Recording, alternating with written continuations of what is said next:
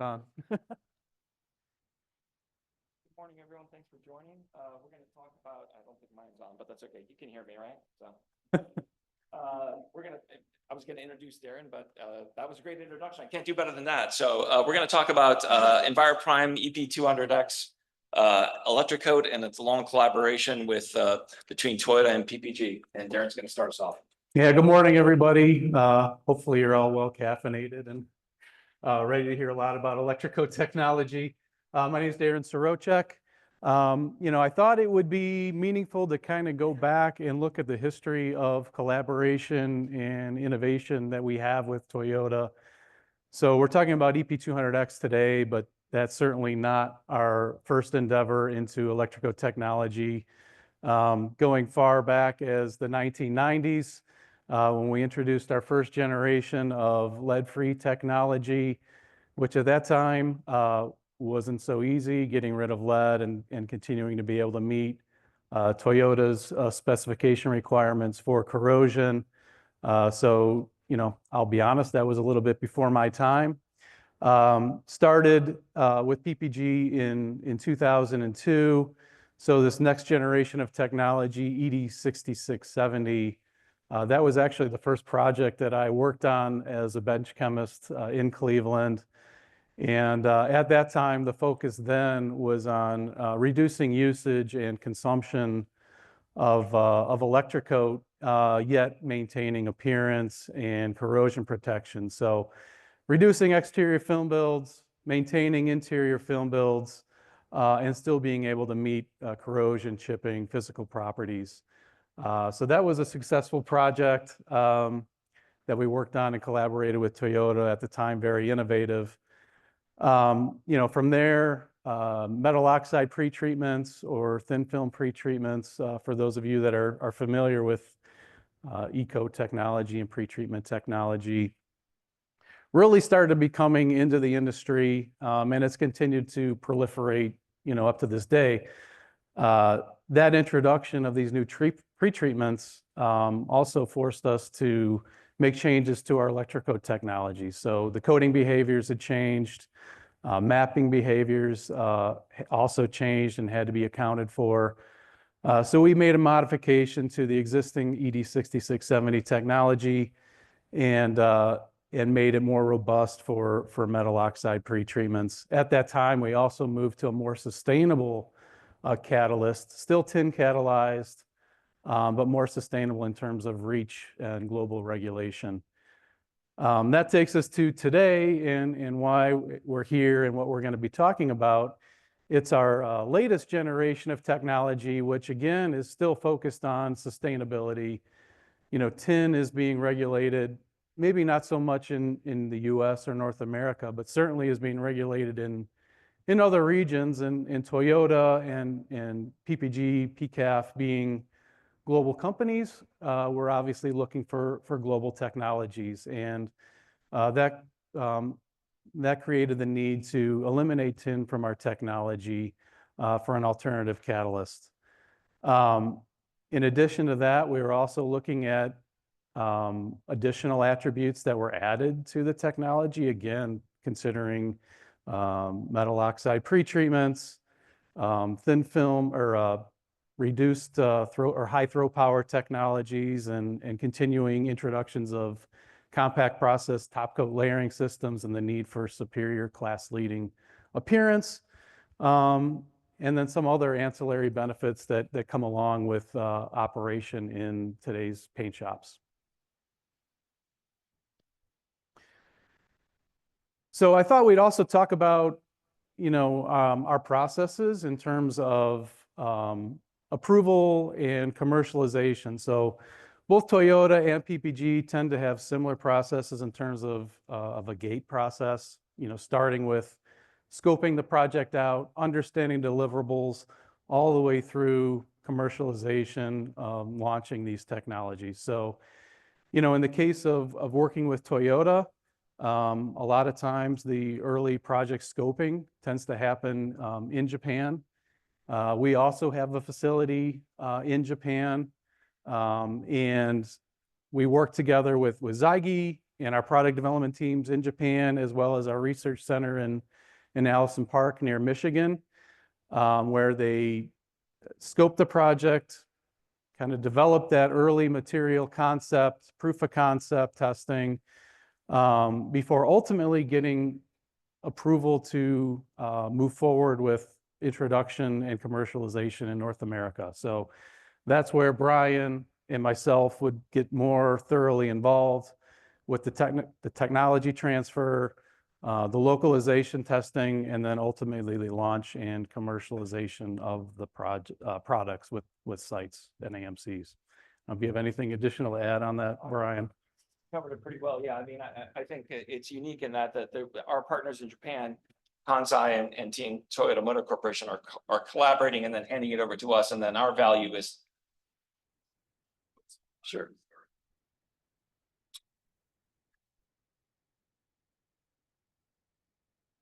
Great, thank you.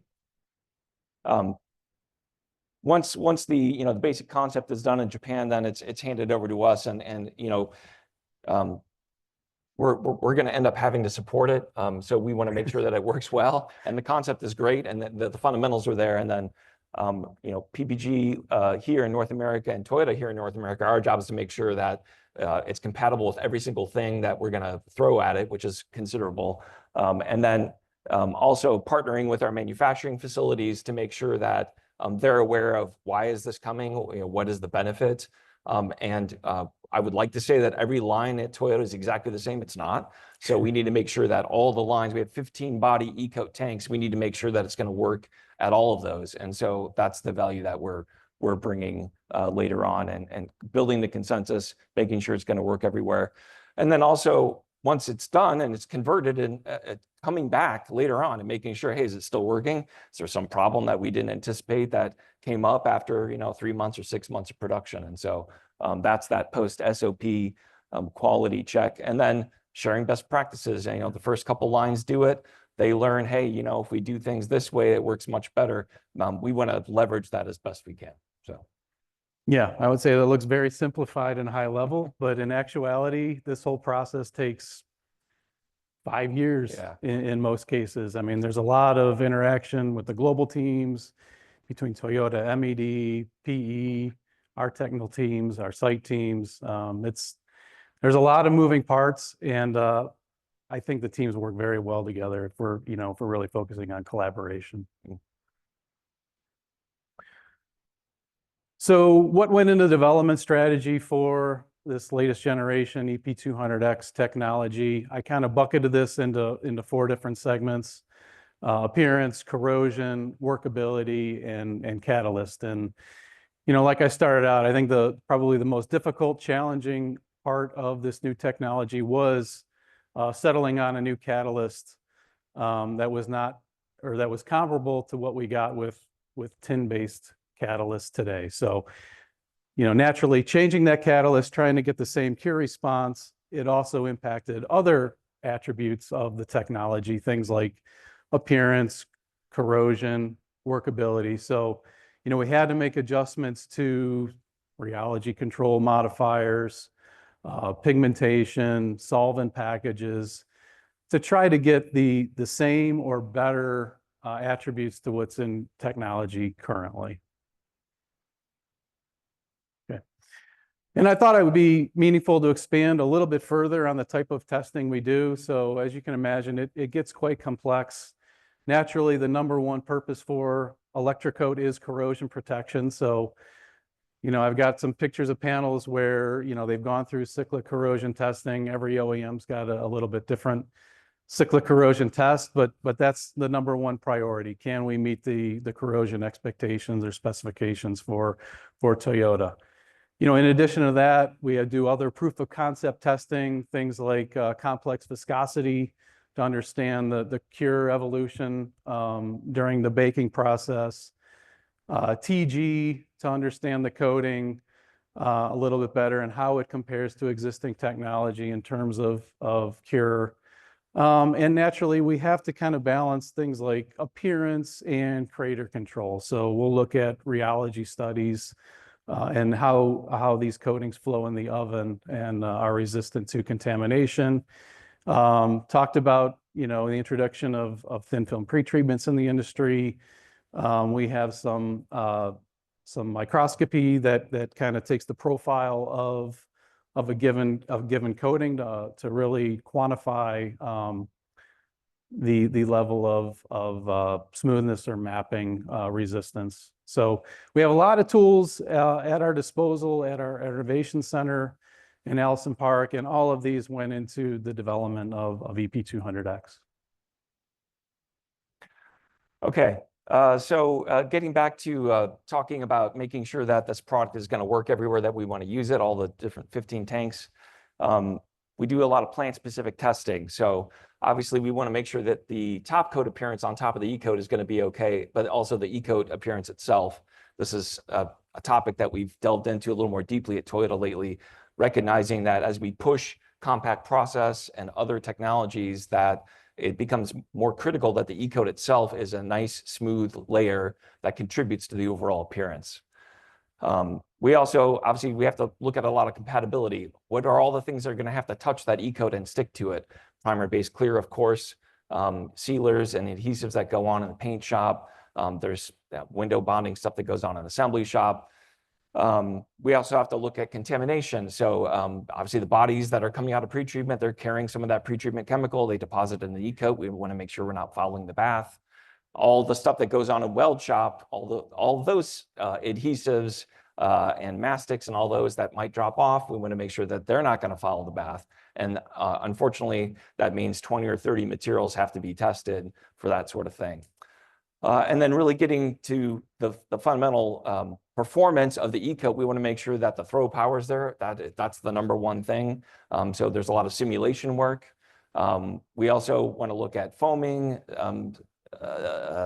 dissolution, mapping, all the kind of day-to-day things that the plant is going to have to deal with.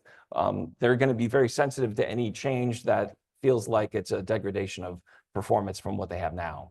I think E-coat is a victim of its own success. It's an extremely competent coating at protecting the car. And so anything you do to change it is going to be, is risky. We want to make sure we maintain all those good things and bring in the new things. Okay, so, after all this testing is done in the lab to confirm all the things that Bryan just talked about, we finally got to the point where we're ready to launch this technology at given NAMCs. And the first commercialization of this technology was at the Cambridge plant in Canada. And we have a secure launch process within PPG that involves initially kind of our service team doing a site walkthrough, making sure that, there's no concerns or issues actually on the line. Like Bryan said, every line is a little bit different. It has its nuances.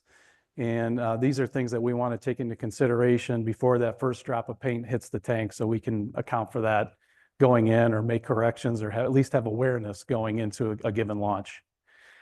In addition to that, the technical team provides a launch booklet, and that's provided to the site teams both for PPG and for Toyota at the NAMC, just to make them aware of this new technology and what are significant changes that can be expected.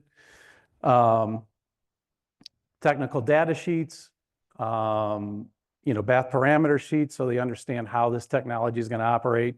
Side additions, changes that are going to be required as far as running the technology, sampling, a conversion curve based off of current volumes of production at the plant, and conversion parameters. Where should the technology be running at 25, 50, 75, and 100% conversion? So again, for those of you that aren't that familiar with electrocoat technology, these tanks in the field can be 100,000 gallons. So all of these technologies are feed over capable. So we're not dumping the old legacy product and filling with the new product.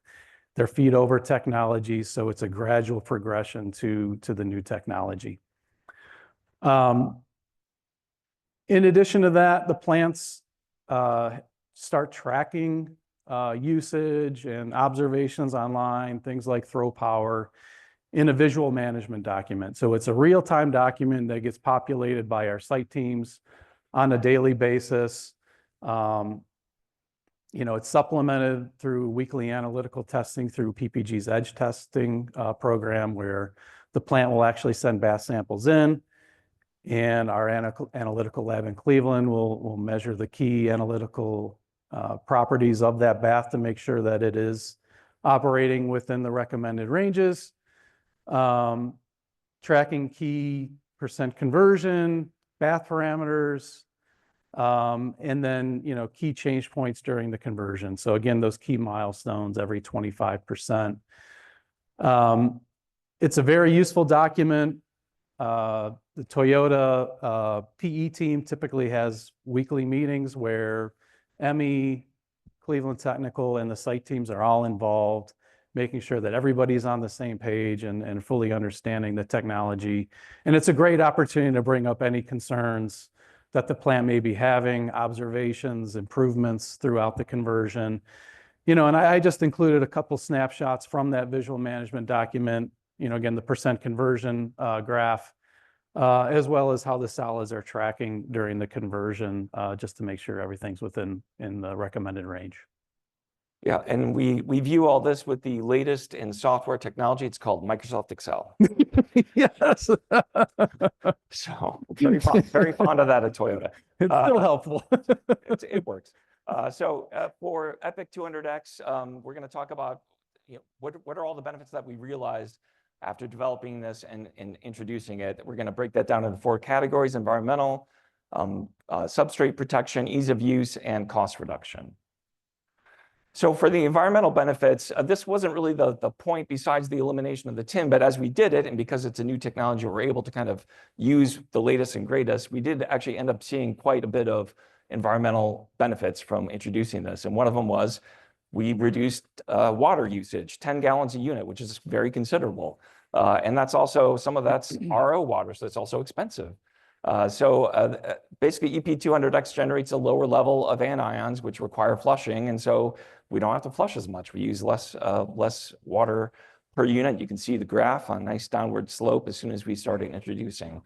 Also, there was a mass reduction, which we don't normally think of coatings as a big contributor to mass, but in this case, it was. We reduced 500 grams of mass per unit because we're coating the unit more efficiently. We're not overcoating in order to meet some minimum somewhere else. We're able to optimize it more. There's less coating, there's less weight. And then also there's a carbon benefit as well. And the carbon benefit is kind of related to all those things. We're using less coating, so PPG is making less coating, they're shipping less coating, and shipping the coating is a huge carbon sink. And so we reduce about 1,000 metric tons of carbon per year by using this technology. And then, from a material standpoint, I'm all about how much are we putting on. Everyone wants to know how much is it going to cost per unit. I'm a corrosion guy. I want to make sure we're meeting our minimums. But we don't want to overcoat if we don't need to be overcoating. And so a lot of this technology was about optimizing the throw power. And what we saw on the exterior was we were able to hit minimums where we were struggling and kind of having to overcoat to compensate. We had an aluminum hatch on one of the units that was consistently low. Despite a lot of effort to try and bring that up, this technology was able to meet the minimum, and therefore we're able to dial down some of the horizontals and verticals that had been overcoated. On the interiors, we're all about the rocker. That is the hardest part of the vehicle to coat. It is critical for corrosion, and we were able to meet the minimum, but again, not overcoat. You can see the graph on the right. The black is the minimum spec. The orange is where we were before the Epic, and the blue was Epic. We're handily able to meet the minimum, but again, we're not overcoating. So on average, we save about 3.5 microns less coating per unit. Okay, so some of the other benefits that we saw with Epic 200X was in terms of ease of use and robustness of the technology. So, we've got 3 key criteria here, or attributes, that we observed during the conversion. And the first one was intentional, and that didn't happen by accident. We know that this technology has an improved robustness in terms of bacteria infestation. So with this improvement in bacteria resistance, that naturally had an improvement or reduction in the amount of biocide that was needed online. So, biocide is very expensive, so there's obviously a cost savings benefit to that.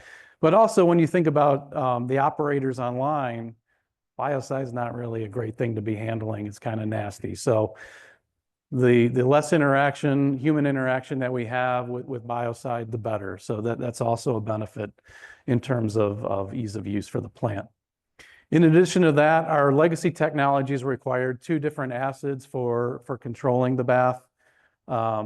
We consolidated that to 1 acid for this technology. So again, that's in addition to a cost savings, that's ease of use for the operators at the plant. And then with any eco technology, there's side adds that can be used, whether they're anti-crater additives in the case of contamination that are available, as well as things like solvent, for film build or flow control. This technology was designed to really minimize the use of these ancillary side adds. The crater robustness is superior for this technology compared to our legacy technology. So as a result, there were no needs for addition of any anti-crater additives.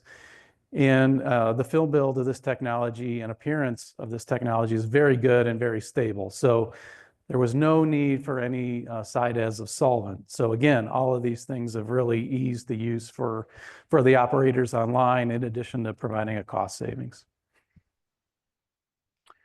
And then probably one of the biggest things that we observed in terms of a benefit was improved runout performance. So prior to launch with the previous technology, there were runouts from hems that were observed online, which required sanding. This technology is formulated so trap material in hems can more easily run out before it hits the oven and causes a run or a blister after baking. You can see this came from our Excel visual management document. You can see the significant reduction in the amount of DPU through the conversion of this technology, which was really a big win and something that the plant certainly recognized and appreciated. And then kind of, this is a little bit hard to follow, but with the elimination of tin as a catalyst, it had a positive impact on oven filter fouling in the ovens during baking. So, when we analyzed oven filters with our legacy technologies, oftentimes we find high levels of tin, which fouled the filters and caused frequent changes online. The new catalyst that we're using does not volatilize like tin did, and that created the need for less changes of filters online. And those are all kind of quantified or changed based on magnehelic readings at the plant. So, that shaded box there, you can see a much more stable magnehelic reading since the conversion to EPIC, where, it kind of bounced up and down prior to the conversion. And the first thing when I go to a plant and say, I'm bringing you new material, the question is, what does it cost? And so we were very happy with this project that the cost was going to be definitely a positive for everyone involved. So we did a lot of simulation. We try and come to the plant with some estimate of what we think the cost per unit is going to be of the coating. And so we had anticipated an 8% solids reduction and the related cost of that. And everyone was very happy. As it turns out, we tripled that. It was 24% solids reduction, under promise, over deliver. It's always a good strategy. We were very happy, and there was a significant cost reduction and usage reduction with this product, not just with the material, but as Darren just said, with the filter changes and water costs and all of that. We put dollars to all that. To summarize the benefits of the EPIC 200X, for environmental, reduced water consumption, reduce solids feed in the bath. We had a CO2 reduction that was related to all those things. improve film build distribution, maintain minimum interior film builds, but stopped overcoating, reduce additive consumptions for ease of use, reduce defect per vehicle, reduce cost for oven filter, and overall lower resin paste cost and usage. So it really kind of checked all these boxes and gave us a very good value proposition at Toyota. And we're in the middle of a multi-year project to convert a lot of our operations over to this product. And I guess that's it. Yeah, thank you.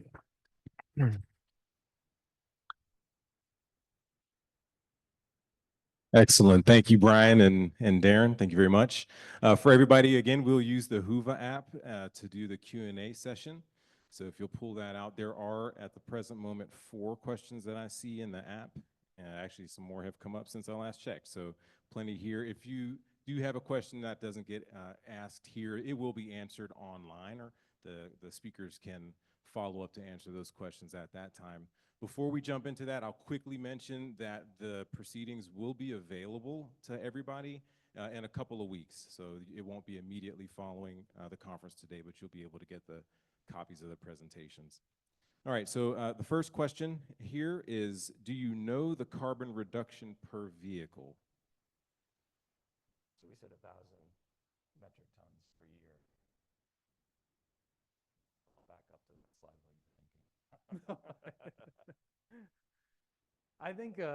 I think that's probably going to be somewhat system specific, right? I mean, every plant is a little bit different. So in this case, like you said, it was 1,000 metric tons per year, but I think that number is going to change based off of other criteria for a given NAMC. So it's a little bit difficult to answer, but for this particular conversion, it was 1,000 metric tons per year. And I think the production there is maybe 200,000 units per year. So yeah. Excellent.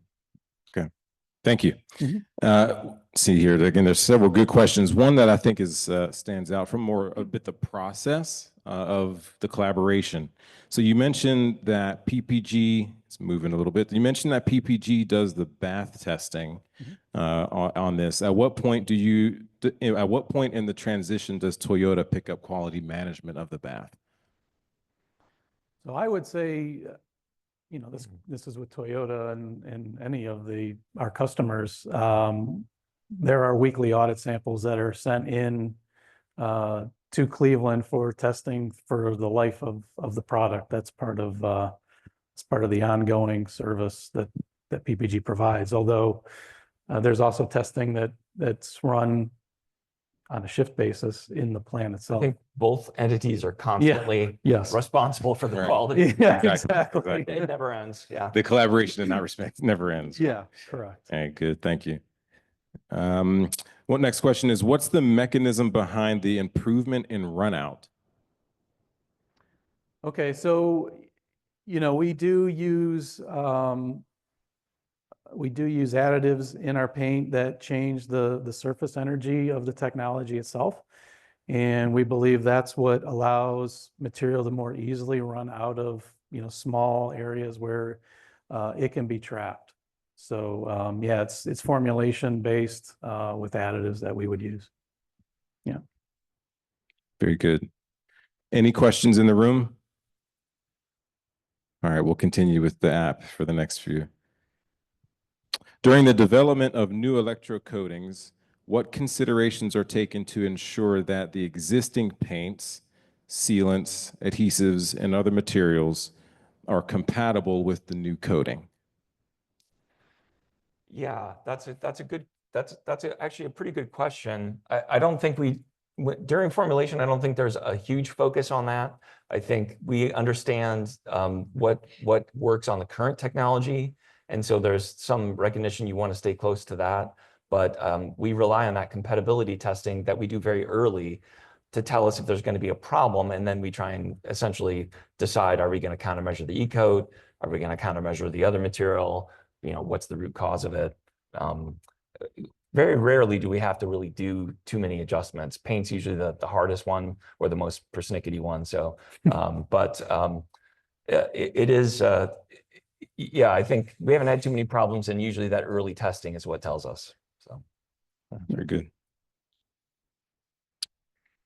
All right. Let's see here.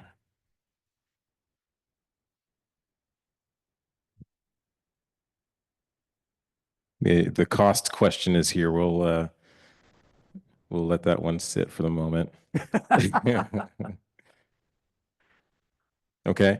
Is this EP 200X part of the EPIC robust cure formulation?